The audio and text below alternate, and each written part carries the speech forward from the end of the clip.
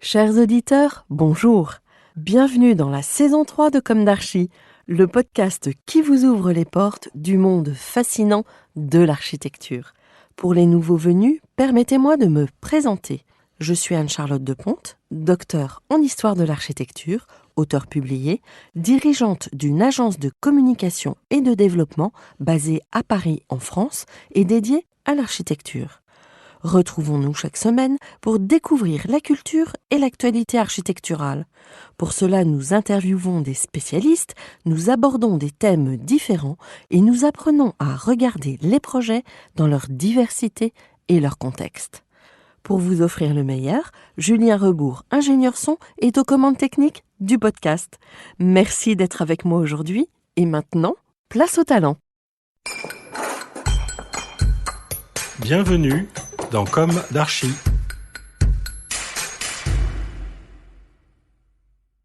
Chers auditeurs, ravis de vous retrouver aujourd'hui en compagnie de Frédéric Blaise, Guillaume Duranel et Julia Lenoir. Bonjour Frédéric, Guillaume et Julia. Bonjour. Bienvenue dans Comme d'Archi.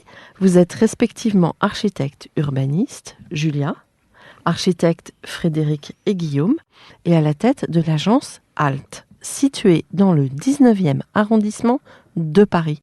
Alors, souvent on voit sur le nom de votre agence HALT-AU, et vous m'avez expliqué Qu'en fait, il s'agit d'une extension pour architecte urbaniste qui correspond à nos deux domaines d'activité principaux. Bon. Alors, avec votre témoignage, nous poursuivons nos interviews de jeunes agences, d'une part pour vous soutenir dans vos démarrages, parce qu'on sait que c'est pas évident en ce moment, et aussi parce qu'il me semble, à moi, fondamental d'entendre vos voix de bâtisseurs en devenir dans ce monde incertain qui est le nôtre. On vit quand même dans un monde un peu bizarre actuellement. Vous êtes d'accord ? Bof ? Oui, c'est un monde intéressant, il change vite. Ouais. Donc il permet d'accélérer certaines pratiques aussi, donc c'est intéressant. Vous êtes lauréat Europan 14, mentionné Europan 13, lauréat FAIR 2018 pour le projet RD Carrière. Bravo. Vous créez votre agence en 2018, acronyme d'architecture, lien, territoire. HALT se positionne à l'articulation des échelles, dites-vous. Je cite, sur un clavier alphanumérique, c'est aussi la touche Alt, la touche modificatrice de fonction. Son utilisation en complément d'une autre permet d'accéder à de nouvelles fonctionnalités. Faites-vous remarquer. Vous développez, je cite, une pensée multiscalaire où nous élaborons des stratégies d'action localisées qui questionnent le contexte où nous agissons pour mieux définir l'espace d'intervention. Ainsi caractérisés, nous intégrons à ces espaces des réalisations précises, parfois disruptives, qui permettent aux acteurs de la ville d'imaginer autrement l'environnement que nous construisons avec eux. Agissant dans un contexte de transition multiple, nos premiers projets allient frugalité et efficacité. Fin de citation. Ce texte est extrait de la présentation de votre agence sur votre site web. Pour le commun des mortels, il est soutenu. Alors justement, on va décrypter tout ça et ne nous lâchez pas, surtout écoutez, ils sont super souriants, intéressants. On va commencer par le début. Quels sont vos parcours respectifs, vos jeunesses respectives, où se sont ancrées vos envies respectives d'architecture? Quelles ont été vos études? Alors on commence par Frédéric. Alors, mon parcours, moi j'ai commencé par faire des études d'architecture d'intérieur à Caen, au lycée des bâtiments et travaux publics. Et après, j'ai poursuivi par une école d'architecture à Nantes. Pendant tout mon cursus, j'ai travaillé en parallèle pour la SAMOA, Société d'aménagement de métropole Ouest Atlantique. Et donc c'est là, en fait, côté maîtrise d'ouvrage, où je travaillais, que j'ai rencontré Guillaume Duranel, qui lui travaillait pour la maîtrise d'œuvre. Voilà, donc on s'est rencontrés. Moi, à l'époque, je travaillais dans une agence qui s'appelait UAPS, qui travaillait notamment sur l'île de Nantes. Et notre première rencontre est faite à l'occasion de l'exposition du projet de l'île de Nantes au Regard 32. Donc moi, dans mon parcours, j'ai fait mes études à l'école de Paris-la-Villette, une école dans laquelle j'ai fait ma licence et mon master, durant laquelle je suis aussi parti au Japon, où j'ai eu l'occasion de travailler chez des paysagistes notamment. Donc une expérience très formatrice, notamment d'une part pour l'expérience de travailler au Japon et sur des thématiques un peu nouvelles pour un architecte qui se forme. Et c'est comme ça que j'ai pu m'approcher du coup de projets urbains de grande ampleur dans l'agence UAPS. Et en parallèle de toute cette activité de travail de mes premiers emplois, j'ai également démarré une thèse en architecture que j'ai soutenue il y a 2 ans. Son sujet ? Je travaillais sur les équipes qui avaient été sollicitées en 2008 pour le concours de Nicolas Sarkozy sur le Grand Paris. Et je m'intéressais à la manière dont ces équipes ont travaillé en interne, parce qu'elles étaient dirigées par des architectes praticiens et devaient intégrer des chercheurs. Et je me posais la question de la manière dont praticiens et chercheurs pouvaient collaborer et quelle était la nature de leur production et comment cette expérience rentrait dans des trajectoires professionnelles. Fort intéressant. Alors, Julia ? Oui, alors moi je suis née à Clermont-Ferrand en plein centre-ville et ma pratique de l'architecture, elle passe d'abord par la ville en fait, par l'observation, par un parcours régulier que j'ai fait pour aller au collège et au lycée. C'était le même chemin tous les jours. C'est là où est née votre vocation ? Oui, je pense vraiment de comprendre ce qui se passait autour de moi, de voir les gens, d'essayer de savoir, de me repérer beaucoup. La question de l'orientation pour moi était importante. Puis je suis rentrée donc à l'école d'architecture de Clermont-Ferrand. J'ai eu la chance de pouvoir travailler l'échelle architecturale et l'échelle urbaine en même temps. On réfléchissait à l'architecture et à l'urbanisme en même temps. Et puis finalement, je suis arrivée à la Villette en master pour l'offre de cours en urbanisme qui était très importante. Et c'est là que j'ai rencontré Guillaume. Alors on n'a jamais fait les mêmes cours, mais voilà, on s'est croisés à la Villette. Et comme vraiment l'urbain était important, j'ai complété ce parcours par un master en urbanisme à l'Institut d'urbanisme de Paris. Et voilà. Et après, j'ai travaillé longtemps dans une agence qui s'appelait Bécard et Palais, et où j'ai appris énormément de choses. Voilà. Et pendant combien de temps ?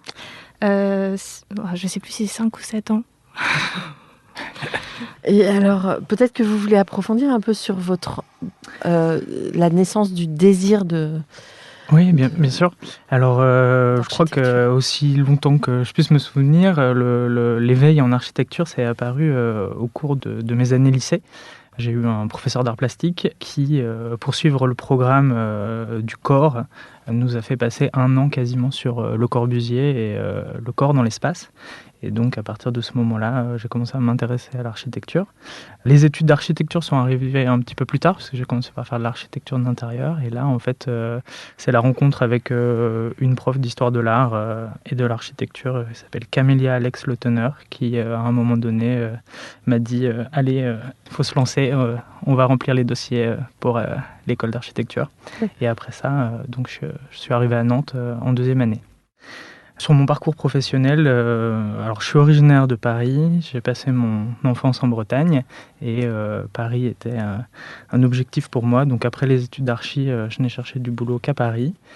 Donc je pense qu'il y a différents types de parcours. Il y a ceux comme Julia donc, qui passent leur début de carrière dans une agence. Moi, pour le coup, j'ai travaillé dans pas mal d'agences à Paris, des agences complètement différentes, avec à chaque fois le souci de construire un parcours très différencié, donc des petites agences, des grandes agences, différents types de phases de projet, voilà. Et vous avez bien aimé travailler chez SCO ? Oui, j'ai passé plus de 2 ans chez SCO. Donc là, j'y ai fait des belles rencontres et puis j'ai eu l'occasion de travailler aussi sur des projets d'ampleur. Donc c'était dur, mais c'était très formateur. Et vous, Guillaume, vous souhaitez approfondir un peu ? Oui, tout à fait. Moi, je me suis inscrit en école d'architecture juste après mon bac. Je cherchais une formation où je pouvais associer à la fois mon désir de rigueur et de rationalité à mon esprit assez créatif. J'ai essayé l'architecture et ça a tout de suite fonctionné. Je pensais plutôt travailler dans une approche assez technicienne et finalement, je me suis rendu compte dès la première année que la dimension sociale était vraiment celle qui avait le plus de sens pour moi dans le travail de l'architecture. Et finalement, mon parcours est arrive encore aujourd'hui à combiner cet aspect-là, puisque j'ai la chance d'être chercheur aujourd'hui et aussi praticien. Donc, c'est un Vous grand êtes plaisir. rattaché à un laboratoire de recherche ? Oui, je suis au LAVU, donc l'UMR du LAVU, dans une équipe qui s'appelle le LET, Laboratoire Espace Travail, qui est spécialisée dans les processus de fabrication du cadre bâti et de la ville. Donc on s'intéresse à ces personnes qui font la ville et comment ces personnes travaillent, dans quelle logique. Bon. Alors, on fait la ville, mais on l'a défait, on l'a refait. Oui. Ouais. On n'a pas tellement envie qu'elle s'agrandisse encore. En tout cas, peut-être pas en circonférence. Alors moi, là, c'est plutôt le chercheur qui va prendre la parole, mais du coup, moi, ce que je vois, c'est que les logiques sont contradictoires. Il y en a certaines qui, justement, veulent un développement selon des logiques économiques qui sont bien puissantes, et puis il y a un désir politique qui est probablement différent.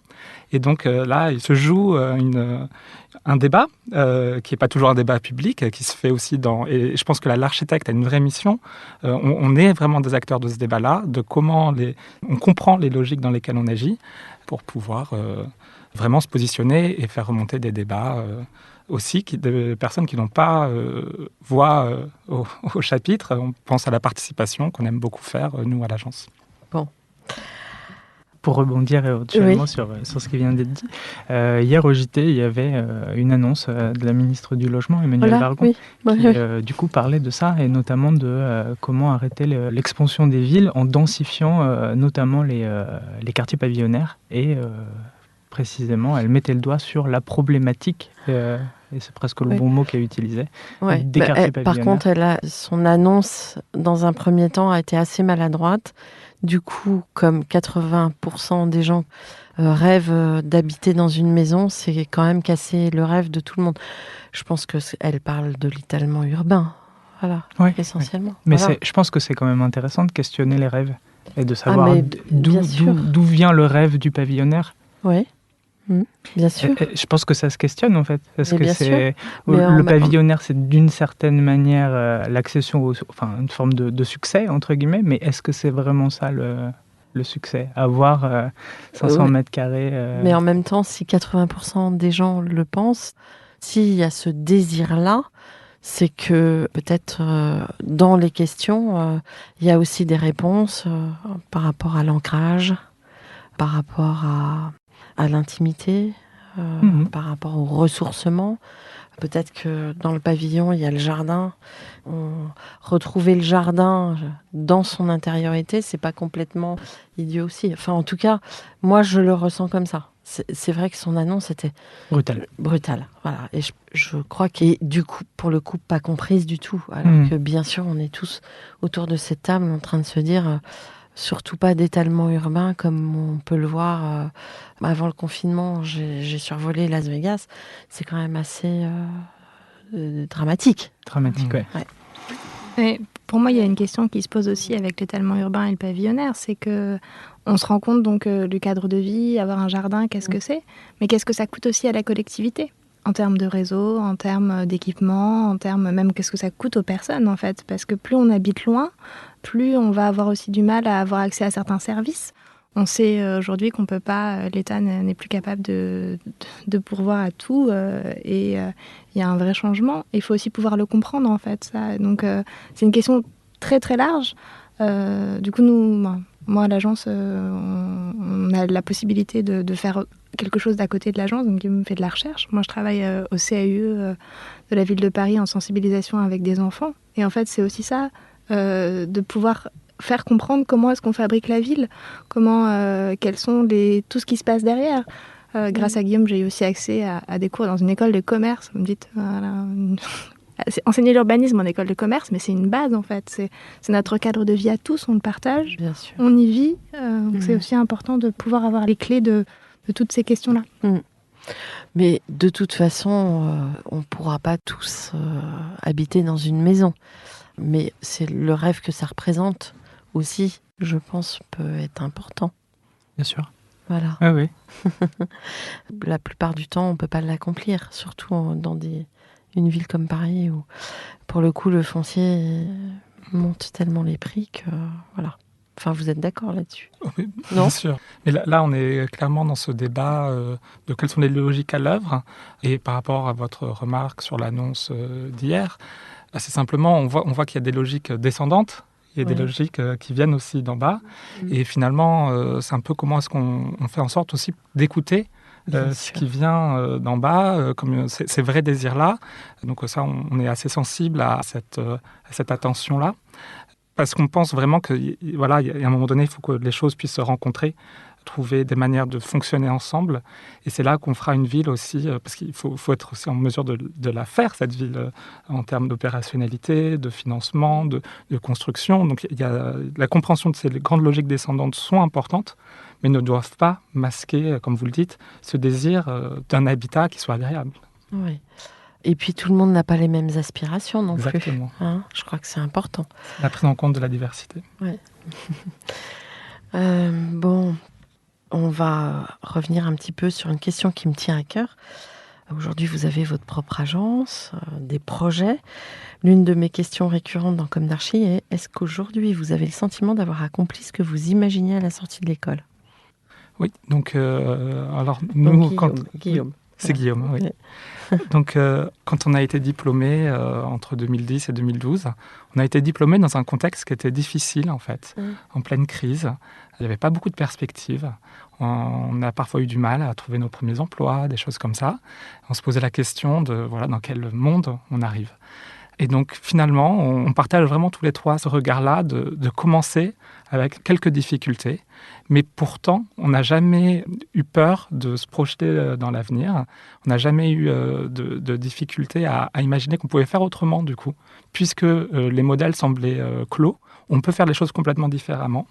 Par contre, on n'avait aucun de nous trois le désir de monter une agence tout seul. Et c'est vraiment notre rencontre et notre première collaboration qui nous a permis de se projeter dans cette possibilité-là. Et donc aujourd'hui, par rapport à nos aspirations, en réalité, je pense qu'on les a complètement dépassées et on est allé bien au-delà. Et donc, ce qui est merveilleux, c'est que seulement 10 ans après être diplômé, on est déjà là où on veut être. Et maintenant, on a une voie face à nous qui nous permet d'imaginer vraiment, maintenant, en fait, quasiment toutes les semaines, on se regarde, on se dit, mais du coup, tout est possible. On peut aller où on veut. Et c'est un vrai bonheur, en fait, de pouvoir travailler comme ça, avec cette liberté qui est due au fait qu'on sait que, quelles que soient les choses difficiles qui vont arriver, parce qu'il y a des choses difficiles vont arriver, on saura toujours trouver une manière de faire le métier qu'on aime et de la manière qu'on aime. Et donc ça, c'est extrêmement stimulant. Alors moi, je rajouterais que j'avais pas du tout l'ambition d'ouvrir une agence avec ou toute seule ou même avec d'autres personnes. C'est vraiment Guillaume et Frédéric qui ont fait l'envie de monter une agence. En 2015, Guillaume nous a présenté... moi, je connaissais Frédéric, mais il nous a proposé de faire tous les trois Europan. Alors, ce qui est bien, c'est qu'on a eu un coup de cœur pour le même site, déjà, le site de Goussainville. Travailler ensemble a été très simple et très stimulant, alors que vraiment, on n'a pas fait les mêmes agences, on n'a pas été dans les mêmes écoles, ou en tout cas, on n'a pas suivi les mêmes cours. Et très vite, ça a été à chaque fois du plus. Et on a eu donc la chance d'être sélectionnés et de pouvoir avoir une commande, en fait, de la part de la communauté d'agglo Roissy Pays de France et de la ville de Goussainville. Une belle commande. Et ça aide aussi beaucoup à se projeter et à se dire, voilà, j'y vais. Puis on a refait Europan et là, on a à nouveau été lauréat. Donc là, on s'est dit, vraiment, faut qu'on fasse un truc tous les trois, on en est certains. Voilà, comment est-ce qu'on peut le faire, avec qui on a envie de le faire. Et voilà, avant la création de l'agence en 2018, on a quand même eu ce temps de réflexion tous les trois pour mettre les choses en place aussi, quoi. Donc ça, c'était vachement intéressant. Et aujourd'hui, on continue à mettre en place notre pratique au quotidien parce que, voilà. Vous souhaitiez ajouter quelque chose, Frédéric ? Je crois qu'assez honnêtement, je ne me souviens plus tout à fait de quels étaient mes objectifs à la fin des études. Je me suis lancé vraiment dans la vie professionnelle avec un goût d'expérimenter, hein, comme je le disais tout à l'heure, les différentes formes de l'architecte salarié. En revanche, je crois que là où on a eu beaucoup de chance aussi, c'est que quand on s'est rencontrés pour faire le concours d'Europan, On avait d'une certaine manière fait un petit peu le tour de ce que pouvait nous offrir ce statut de salarié. On avait chacun remarqué un peu les limites. Et la rencontre sur ce concours d'Europan nous a dès le début en fait promis entre guillemets quelque chose qui allait arriver après. Et quand on travaillait sur ce concours-là, en vrai, on était déjà en train de poser les bases de ce qu'on fait aujourd'hui et de tester en fait l'écho que le sentiment qu'on avait pouvait résonner chez l'un et l'autre en fait. Vous êtes 3, mais est-ce que vous avez une équipe avec vous ou... Ouais. Alors, déjà 3, c'est déjà pas mal. C'est déjà ouais. pas mal. C'est une belle force. Il faut nourrir 3 personnes, c'est déjà une belle force de frappe. Et bien en fait, le Covid nous a permis quelque chose de vachement chouette, c'est d'avoir un alternant. Donc on a, depuis l'année dernière, un alternant en architecture qui fait son master en 3 ans au lieu de 2 et qui est chez nous 3 jours par semaine. Et chez nous pendant toutes ses vacances aussi, c'est sympa. Et il y a beaucoup de vacances. C'est bien pour vous. Ouais. Et c'est assez top parce que c'est un premier salarié en fait. Il est là pour 3 ans. On se projette avec lui. Il a les temps à l'école et les temps chez nous. Donc il y a une vraie construction. Je pense que c'est pas facile d'avoir 3 patrons non plus. Et que voilà, il faut faire attention à ces salariés parce que nous, on a quitté aussi les agences. Moi, j'ai quitté l'agence parce que j'avais besoin de voir autre chose et ça, c'est important. Et on prend aussi au moins un stagiaire en même temps pour pas qu'il soit tout seul face à nous 3. Et on essaie de prendre des stages à mi-temps, mais pour les garder le plus longtemps possible. Parce qu'en fait, on trouve aussi très intéressant, comme vous disiez, que les projets archi urbains sont un peu longs, qu'ils puissent voir des phases dans leur ensemble, qu'ils soient pas... Voilà, je vous connais et puis je m'en vais, quoi. Donc, voilà. Et puis un objectif, on espère de pouvoir avoir un autre salarié dans l'année qui vient. Alors, on est déjà rentré dans l'histoire de vos projets, mais est-ce que vous... Enfin, on a parlé d'Europan, alors qu'est-ce qui s'est passé ? Alors, Europan, donc ça a été une grande chance de faire ce projet-là. Ce qui s'est passé, c'est qu'à l'origine, il y avait les 3 équipes qui étaient sélectionnées. Et on a été remis en concurrence pour pouvoir commencer un projet. On a fait le choix, un peu courageux, en tout cas moi je suis ravi qu'on l'ait fait, de s'associer. Les 3 équipes se sont associées, on crée un collectif pour pouvoir continuer à travailler ensemble, parce qu'on avait vu qu'on avait beaucoup de convergences. Donc on était déjà ces 3 équipes-là. Et en plus, on a créé aussi tout un groupement avec des programmistes, des paysagistes, etc. Donc déjà, côté maîtrise d'œuvre, côté équipe, on était déjà un certain nombre. Et il y avait déjà cette idée de travailler en groupe, parce qu'ensemble, on est plus fort. Ensuite, en face, il y avait donc mes côtés maîtrise d'ouvrage, il y avait le PUCA, Europan, il y avait la communauté d'agglomération et il y avait la ville. Et surtout, nous, on était très attentifs à l'idée de travailler avec les habitants dans une démarche de participation qui était très ambitieuse, qui a été soutenue d'ailleurs par notre maîtrise d'ouvrage, qui a vraiment nous a donné les moyens pour faire un très beau processus. Et surtout, alors le cas de Goussainville, du Vieux-Pays, en fait, c'est un village, donc c'est le centre historique de Goussainville, qui est donc juste sous les voies sous les pistes aériennes de Charles de Gaulle, avec une église au centre qui est classée monument historique. Et donc la combinaison de règlement du plan d'exposition au bruit et du secteur ABF fait que y agir est très difficile. Il fallait donc trouver des nouveaux outils pour agir, et on a proposé de travailler à partir des économies locales et de l'économie sociale et solidaire du territoire pour essayer de trouver des nouvelles manières de travailler. Ça nous a permis notamment de proposer des préfigurations, parce que ça s'est très bien passé avec la maîtrise d'ouvrage. Donc le service culturel nous a demandé de faire de la préfiguration dans les espaces publics et nous a passé cette commande supplémentaire en juin 2019. Il fallait la livrer en septembre 2019. Donc nous avions 2 mois pour faire cette proposition. On n'avait pas de commande nécessairement, mais on pouvait proposer ce qu'on voulait. Et assez naturellement, on a proposé d'aller travailler avec une entreprise qui était dans le village, qui s'appelle la Société Fernand Pose, qui fait du béton, du pavage. Et donc, on est allé prendre des cailloux de certaines maisons qui étaient éboulées. On est allé les voir, on a posé ces cailloux sur la table de réunion, on leur a demandé qu'est-ce qu'on peut faire ensemble. Et tout de suite, la collaboration s'est mise en place. Et on a pu ainsi, en 2 mois, fabriquer une dizaine de mobiliers urbains pour répondre à des situations d'usage que les habitants nous avaient fait remonter dans le travail de participation que nous avions mis en place. Donc ça, c'est là qu'on a compris la force de travailler à partir des acteurs économiques du territoire, qui est vraiment quelque chose qu'on a continué à faire dans notre deuxième Europan à Grigny et qu'on fait aussi aujourd'hui quand on travaille sur l'architecture et avec les entreprises. Et juste, je rajouterais aussi le besoin de faire du terrain, d'être sur place. Je pense que c'est quelque chose qui nous anime tous les trois aussi, de passer du temps pour le comprendre, pour rencontrer les gens. On a passé beaucoup de temps à Goussainville.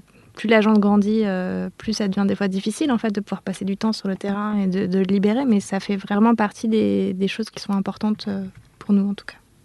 Et donc du coup, il y a eu un premier Europan, donc Goussainville, et puis il y a eu un deuxième Europan qui était Grigny-Rissorangis, où là, on a travaillé sur la question de l'activité économique, parce que tout à l'heure déjà, c'est sorti, la question de l'économie, pour nous, c'est très important. En fait, partir du territoire, partir des ressources du territoire, de ce qui existe, de faire avec. On a choisi Grigny-Rissorangis parce que ces villes avaient choisi de faire un puits de géothermie, donc la question du développement durable, ensemble, et que c'était une solution aux problèmes économiques que connaît la ville de Grigny. On a la question du chauffage aussi qui coûte très cher, et au-delà de l'isolation, la maîtrise du coût de l'énergie était une solution qu'ils ont proposée, et on a trouvé ça très intéressant. Et on continue à travailler sur ces questions-là, et la question économique est au centre de nos réflexions. Donc sur Grigny, ce qui était assez fascinant, c'est qu'on avait une mission qui était travailler sur le développement économique ou le renouvellement économique d'une zone d'activité. Alors quand on a vu ce cahier des charges arriver, on s'est vraiment demandé mais quels outils on a quand on est architecte ou urbaniste pour travailler là-dessus. Donc on n'a pas eu peur, on y est allé. Et c'était assez fascinant parce qu'on a pu avoir accès à un tas de personnes que normalement un architecte urbaniste ne va pas avoir. Donc on est allé voir par exemple les organismes de formation, l'AFPA, la Maison des métiers. On allait rencontrer toutes les entreprises de la zone d'activité pour comprendre comment elles travaillent. Et donc assez rapidement, on a pris conscience que mettre au milieu de la table la question spatiale et la question de comment on va occuper ce lieu-là permettait à tout le monde de se rencontrer pour pouvoir échanger sur le projet qui porte, mais pas le projet de ville, le projet de vie qui porte ensemble et de comment on travaille ensemble. Et donc assez simplement, on a inventé un outil qui était la maquette, mais une maquette qui changeait de réunion en réunion, de rencontre en rencontre, qui s'implémentait, qui grossissait, qui changeait de couleur, qui changeait de légende, etc. Et ainsi, alors on a fait ça aussi pendant la période Covid, on avait beaucoup de difficultés à faire des rencontres. Et donc cette maquette, en circulant de groupe en groupe, agrégeait les discours de chacun, les visions de chacun, et permettait de remettre en débat ce que tout le monde proposait. Et donc c'est devenu un outil extrêmement dense qu'il fallait redessiner constamment pour pouvoir en transformer en documents techniques, pour les proposer aux services d'urbanisme des deux villes. Et donc là, on s'est rendu compte qu'on a un vrai pouvoir, par notre maîtrise de l'espace, de faire discuter tous les acteurs, et notamment sur des enjeux assez cruciaux, qui sont ceux de l'économie des territoires. Ce travail de participation et de concertation, on essaye aussi de l'appliquer au maximum au projet d'architecture. Là, j'ai deux idées, par exemple. On a effectué ce travail-là, donc là aussi avec des maquettes et en allant à la rencontre des usagers sur un projet de réhabilitation d'un grand ensemble à Limay. Donc là, on travaille en collaboration avec une autre agence d'architecture qui s'appelle Virtuel, qui est spécialisée sur la question du logement social. Et nous, on leur apporte un peu la compétence participation et concertation, et notamment en phase diagnostique, où là encore, on a organisé des ateliers autour d'une maquette de la résidence avec différents profils, des gens qui habitaient cette résidence-là depuis le début, des gens qui sont là depuis peu de temps, différentes générations aussi, avec des conceptions différentes, des gens qui ont l'historique de la dégradation du bâtiment et d'autres qui sont arrivés dans une copropriété déjà dégradée. On travaille aussi avec la ville sur les limites en fait de cette copropriété, sur le rôle de cette copropriété qui est en lisière entre le centre-ville et les bords de Seine. Et on apporte donc cette dimension-là. Et même sur d'autres projets, on va dire, bien plus restreints, on travaille actuellement sur l'extension donc, d'une école maternelle. Donc aujourd'hui, ça s'agit de la construction d'un centre de loisirs. Mais en fait, dès le départ, on a rencontré une maîtrise d'ouvrage qui n'était pas tout à fait sûre en fait, de ce qu'elle voulait mettre en œuvre. Et par un travail en fait, de quadruple esquisse, on a fait la partie programmation en fait qui n'avait pas été réalisée, et donc savoir si c'était une extension pour un centre de loisirs, une extension pour 2 classes supplémentaires, ou la construction en annexe du centre de loisirs, ou la construction en annexe d'un réfectoire, tout un jeu de tiroirs. Et ça, on l'a fait en allant à la rencontre des personnels qui travaillaient dans cet équipement-là, en essayant d'être à la rencontre aussi des parents d'élèves, de la maîtrise d'ouvrage, donc qui est la commune, et par un travail de maquette en fait, en leur montrant quelles pouvaient être les conséquences, notamment la construction d'un nouveau bâtiment dans la cour de récréation, l'impact de réduction de cette cour de récréation pour les enfants. Et voilà, donc c'est quelque chose qui nous tient à cœur, d'aller à la rencontre au maximum des commanditaires et des futurs usagers pour essayer d'être le lien en fait entre les différentes considérations. Et je rajouterais même d'évaluer après ce qu'on a fait. Ouais. D'aller voir les gens une fois que c'est mis en place, Ça, c'est bien. parce que c'est intéressant aussi d'avoir un retour de leur part. En fait, dans mon travail de communication pour mes clients, à chaque fois je leur dis, il faut s'intéresser à vos œuvres après la livraison. C'est très important. Ça permet d'apprendre, je pense aussi. Il y a ce temps aussi qui est le temps intermédiaire, qui est le temps du chantier, qui du coup, c'est le troisième temps. Il y a le temps de la conception, il y a le temps du chantier et puis il y a la réception. Ce temps du chantier, on l'apprécie beaucoup aussi, notamment pour les relations qu'on peut avoir avec les entreprises. Donc là, par exemple, sur l'entreprise qui travaille sur l'extension d'école à Montesson, on travaille avec une entreprise qui s'appelle Selvéa, qui a proposé un système de construction modulaire bois 3D. Et donc, cette rencontre-là, avec cette entreprise-là, qui s'est fait, en fait, c'est aussi une rencontre humaine, nous a permis de candidater avec elle à un partenariat d'innovation lancé par la Caisse des dépôts, l'immobilière de la SNCF et I3F, pour proposer de nouveaux systèmes constructifs pour des bâtiments hors site, déplaçables, pour proposer des offres de logement là où du logement temporaire est nécessaire. Donc on a eu le grand privilège de remporter cet appel à partenariat d'innovation, avec aussi l'agence virtuelle et donc Selvéa et tous les autres bureaux d'études qui étaient là.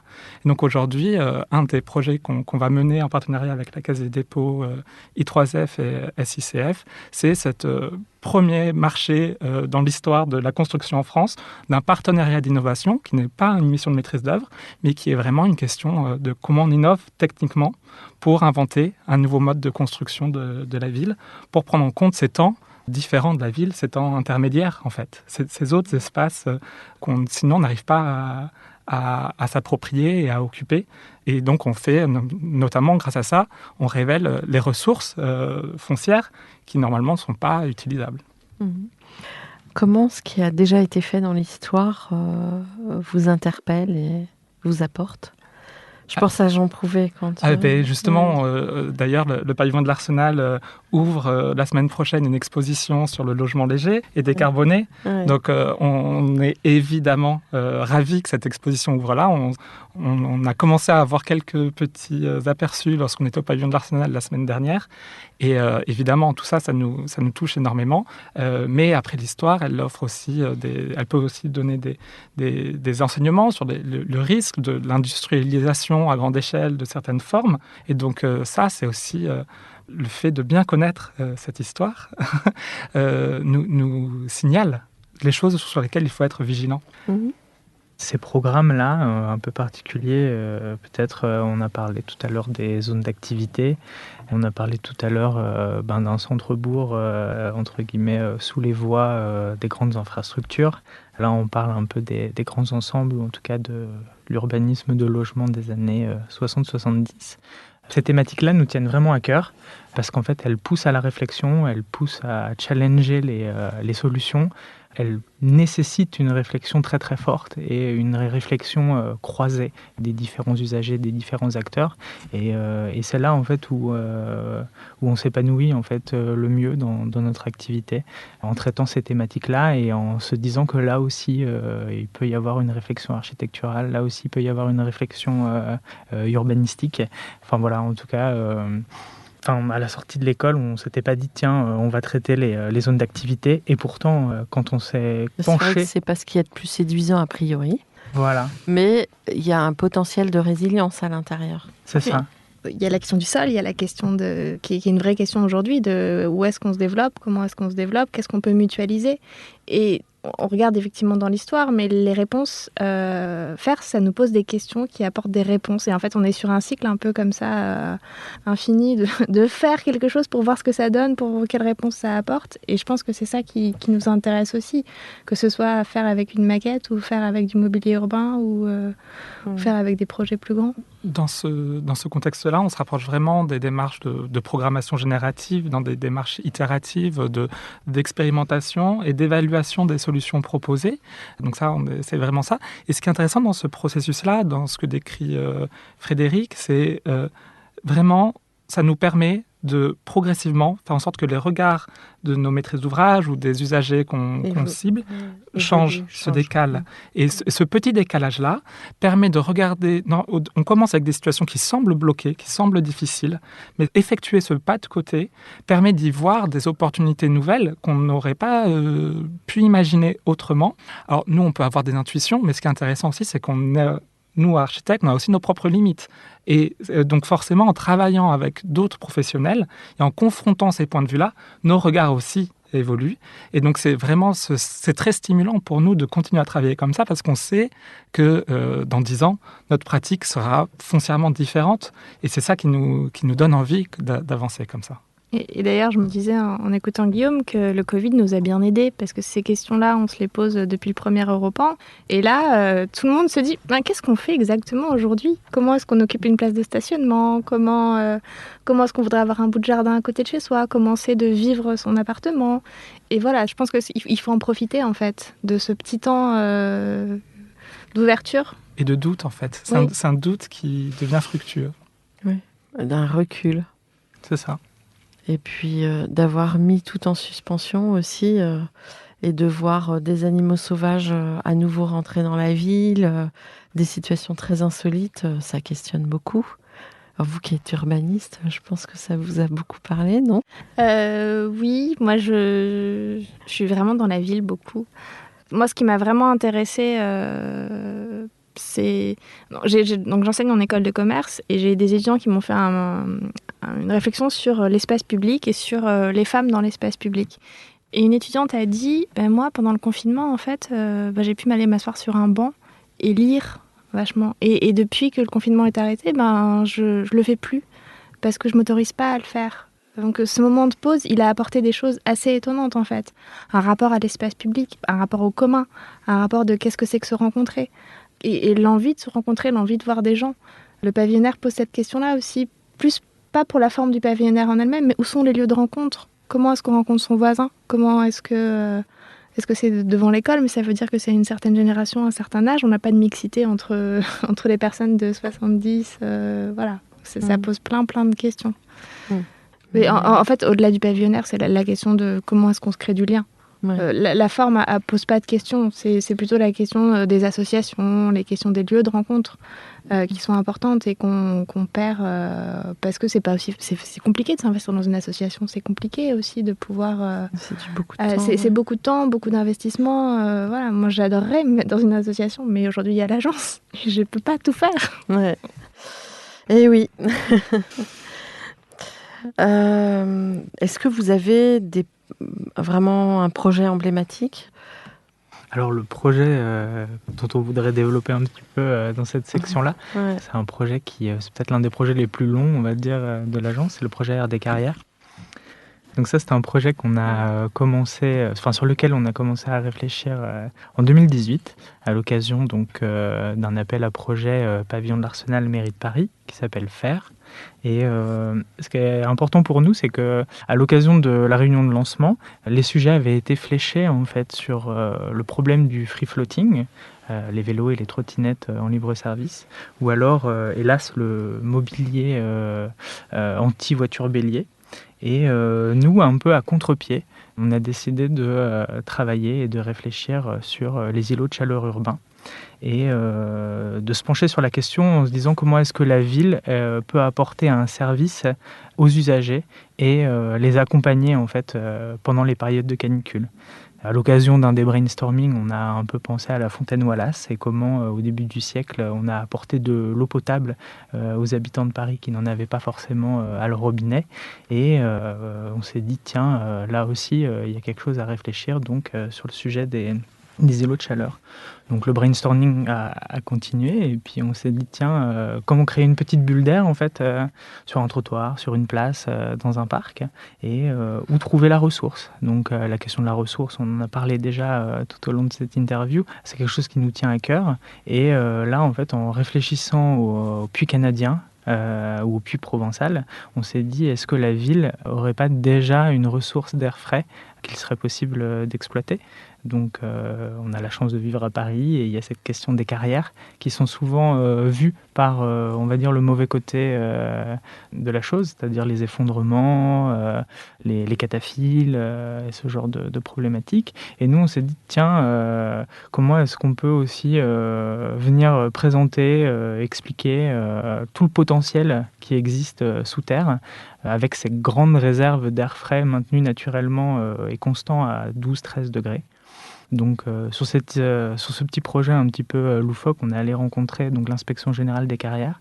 Et là, on a eu beaucoup de chance puisqu'on a rencontré une personne qui a accueilli notre projet avec sérieux et qui nous a guidés en fait dans la faisabilité, ce qui nous a permis de avoir un impact sur le jury et d'être sélectionnés. Il faut dire qu'on a aussi travaillé ce projet-là avec 2 designers, Emma Lelon et Rémi Nguyen, qui nous ont accompagnés sur tout le long du projet. Et quand on a été donc désigné lauréat, on a travaillé sous l'impulsion du pavillon de l'Arsenal avec une société qui s'appelle Climespace et qui est spécialisée en fait dans le réseau froid. Donc on a étudié ce projet-là pendant près de 3 ans. Avec un problème pendant la période Covid, il y a eu une pause parce que l'air pulsé pendant la période Covid, il y a eu un moment donné où c'était pas forcément la bonne solution. Et en 2021, on a installé... Sauf pour les ennemis. Non, je me présente.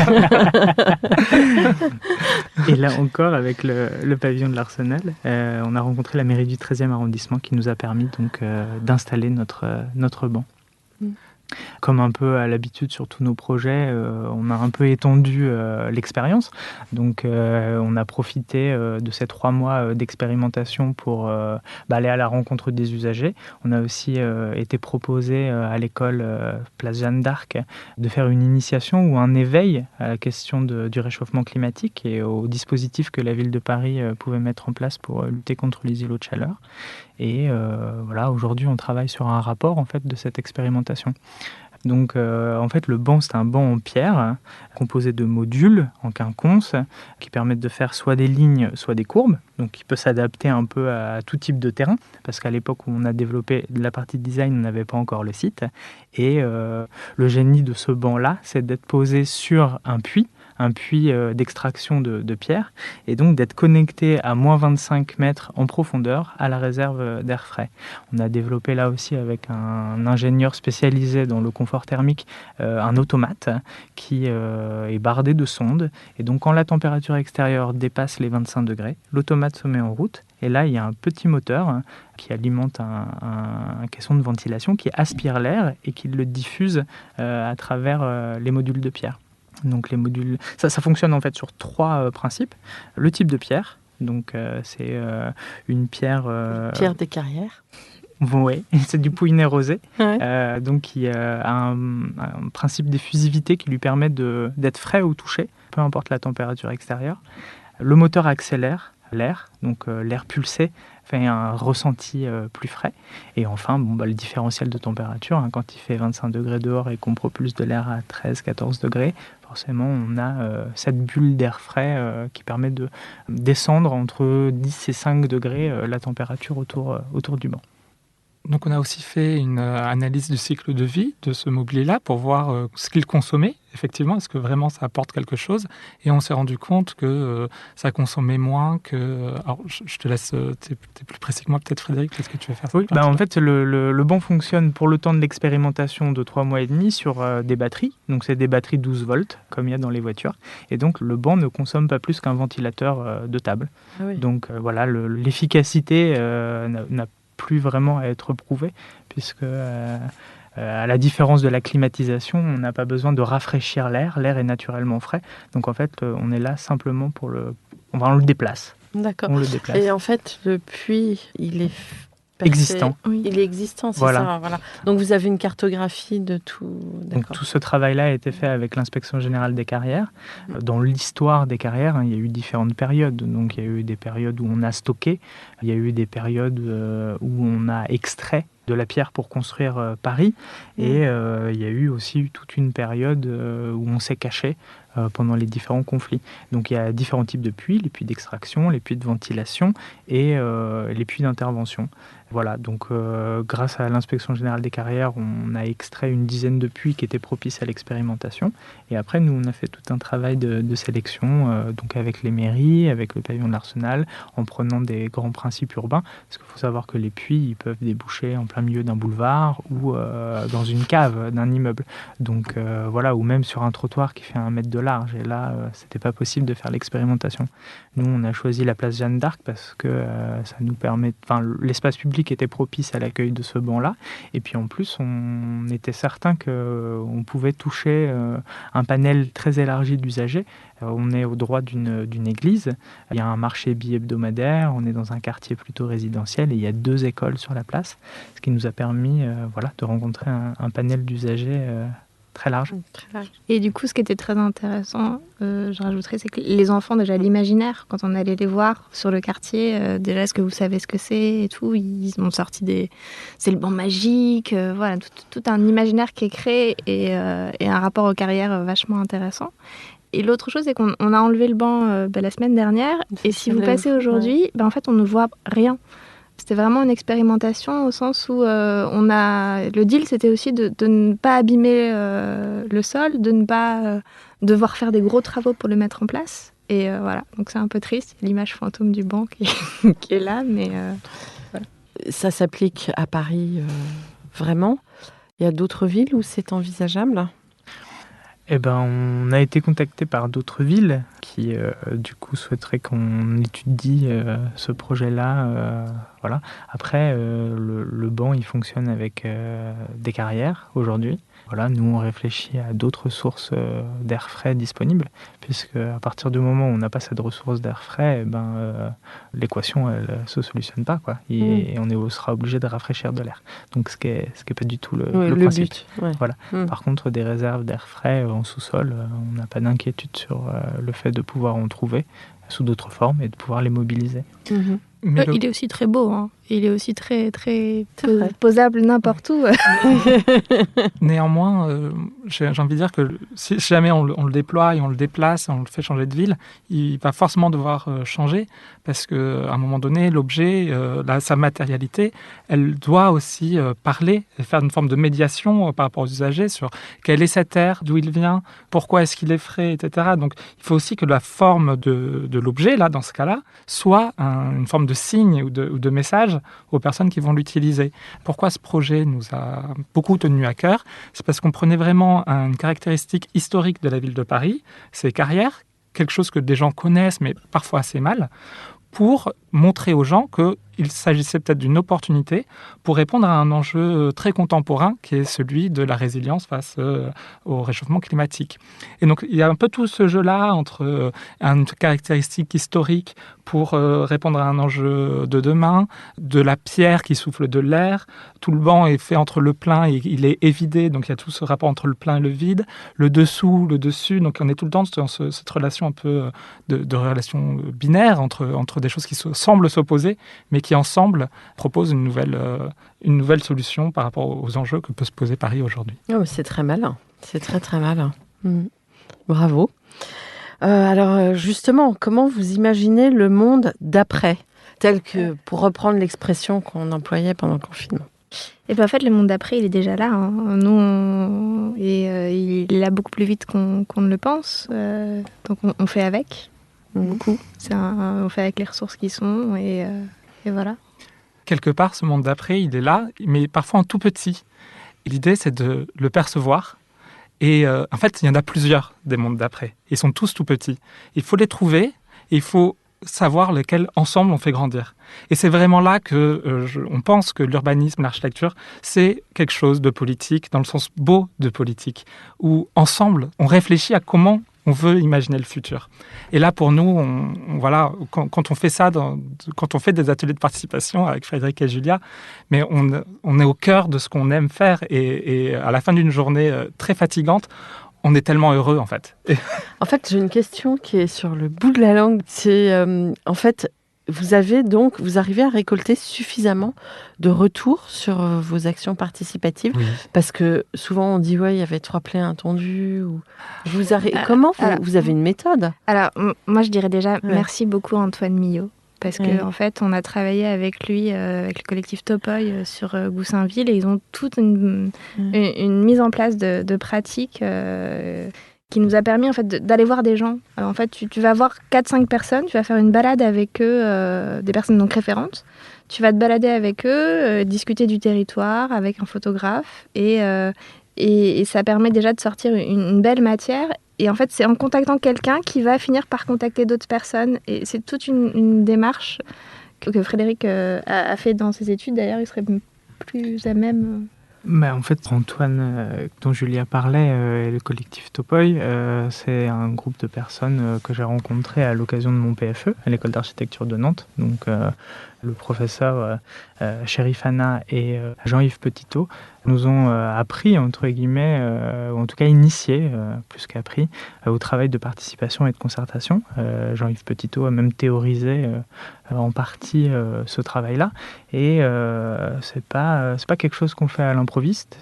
Il y a des manières de faire, des objectifs, une succession. Donc, toute la théorie, entre guillemets, on a pu l'appréhender.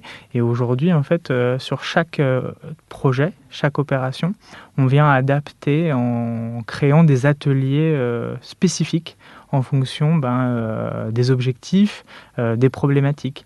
Donc voilà, ça vient par du travail précis, aller à la recherche de personnes clés qui sont référentes. Ça peut être des gens très impliqués dans des associations ou très impliqués sur un territoire. Après, il y a un travail beaucoup plus large où on va un peu à la pêche. Donc, on va sur le terrain, on aborde chacune des personnes qu'on croise. Ou alors, quand on travaille avec des maîtrises d'ouvrage sur des grandes opérations de réhabilitation, on a accès à des listings. Donc, ça passe par des coups de téléphone, ça passe aussi par des rendez-vous individualisés. Et en fait, on passe du temps pour écouter ce que les gens ont à nous dire.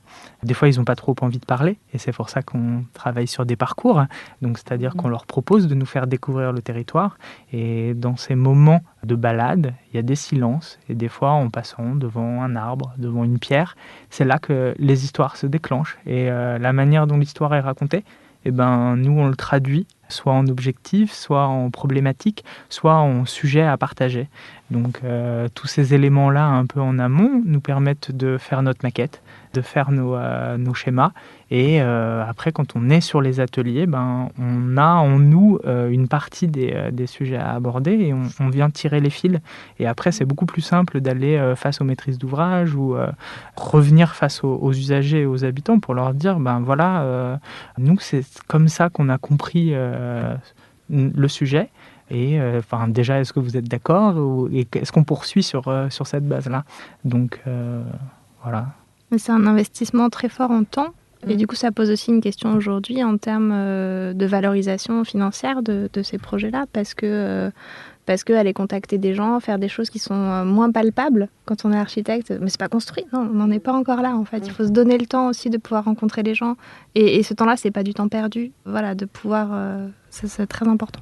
C'est la question du lien, en fait, parce qu'il s'agit pas aussi. Oui. Il s'agit aussi de pas prendre de haut les sujets ou les personnes qu'on rencontre, et d'être capable de les embarquer, de les impliquer dans la réflexion.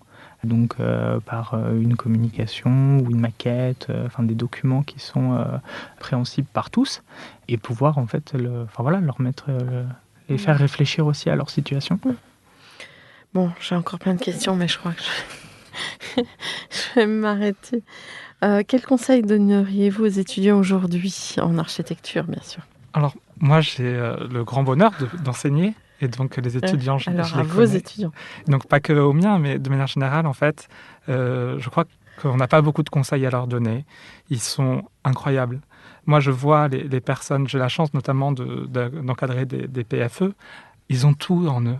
Ils ont déjà tout en eux. Et c'est des gens qui sont engagés, mais de manière très très forte. Et la seule chose que je peux les encourager à faire, plutôt que conseiller, c'est de croire en leur engagement et de trouver des postures pour qu'ils puissent les tenir et donc être heureux dans le métier qu'ils vont choisir plus tard. Et il faut quand même dire que c'est une génération, donc nous on a un peu commencé, on est un peu le début de cette génération-là, mais eux seront encore plus touchés par ça que nous. Le métier sur lequel ils sont formés, ce n'est pas le métier qu'ils feront dans 20 ans. Il va y avoir une transformation de la profession. Ils font faire face à des transitions très importantes, les transitions écologiques, numériques. Et puis, c'est aussi une génération largement féminisée. Donc là, on est aussi sur une articulation. C'est la première génération de femmes qui vont devenir de manière très majoritaire aussi dirigeantes de l'agence d'architecture, mais qui auront été formées par des hommes, qui auront travaillé pour des hommes. Alors justement, Julia veut peut-être intervenir parce qu'on... C'est assez paradoxal, c'est que j'ai une agence avec 2 hommes qui sont presque plus féministes que moi, souvent dans les réunions et dans ces questions-là. Mais je pense qu'effectivement, ils ont tout et elles ont tout aussi. C'est impressionnant aussi de voir la place qu'on veut leur donner sur la question de l'entreprise. En fait, c'est aussi, au-delà de l'architecture, c'est monter une entreprise. Comment est-ce qu'on se valorise? Comment est-ce qu'on a suffisamment confiance en soi pour le faire? Donc, et ça, c'est une vraie question, en fait, auquel je n'ai pas tout à fait de réponse encore aujourd'hui. Il y a encore du chemin à parcourir. Oui, beaucoup. Beaucoup. Et peut-être pour juste dire une dernière chose, peut-être un petit peu plus pratico-pratique que ce qu'on vient de dire là. Je pense que notre agence s'est beaucoup développée grâce au concours. Et en fait, à tous les étudiants qui sont actuellement à l'école ou aux jeunes diplômés, soyez attentifs au concours. Il y a beaucoup de concours qui vous sont proposés, des concours privés, des concours publics. Et en fait, votre avis est attendu. Ne pas négliger ça, en fait. Mais il faut s'emparer des sujets. C'est ça, il faut s'emparer des sujets. S'exprimer. Et pas hésiter à donner son avis et son point de vue dans ce type d'exercice-là. Parce qu'il y a beaucoup d'opportunités. Donc nous, on a fait Europan et c'est une opportunité financière et une opportunité en termes de mission. Voilà. Donc, et puis qui vous donne une référence, la fameuse référence. Exactement. Bon, un mot de la fin, le fameux mot de la fin. Il faut changer de regard sur les choses pour les faire avancer. Ouais. Allez-y. Il faut y aller, quoi. Il faut faire. On y va alors. C'est ça. Tout d'abord, merci beaucoup pour votre témoignage. Chers auditeurs, merci pour votre écoute. À la semaine prochaine pour notre nouveau numéro en français. D'ici là, n'oubliez pas l'épisode en anglais et prenez soin de vous. Au revoir. Au revoir, merci. Au revoir.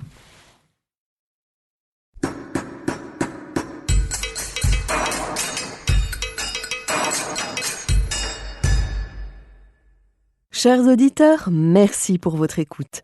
N'oubliez pas de retrouver nos sujets en avant-première sur Instagram à l'adresse @comdarchipodcast, COMDARCHI podcast. Si vous aimez ce podcast, favorisez sa diffusion en lui donnant 5 étoiles sur Apple Podcast ou sur votre plateforme de podcast favorite, plus un petit commentaire.